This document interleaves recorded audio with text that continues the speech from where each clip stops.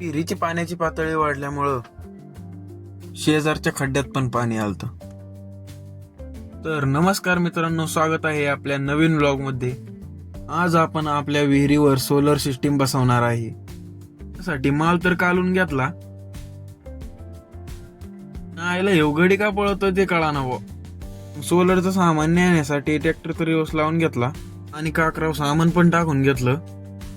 पण हा खांब जास्त लांब असल्यामुळे तो काय बसानाच. मग त्याला तिथंच ठेवलं आणि बाकीचं सामान घेऊन आपण चाललो विहिरीव. म्हणलं नाही बसत काय नव्हता इथं, पण बसलं राव. वजन तर नव्हतं काय, पण या खांबांनी सगळा रस्ता जाम केलता. मग ट्रॅक्टर घेतला रानात लावून, तवर हा खांब बसून झालता. स्ट्रक्चरचं सामान टाकून आपण गेलो प्लेटा आणायला.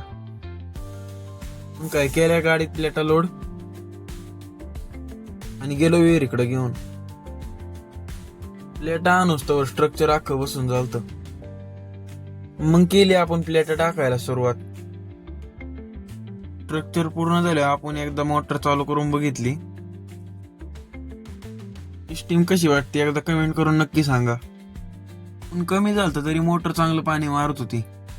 मग गेलो आपण नावऱ्याला.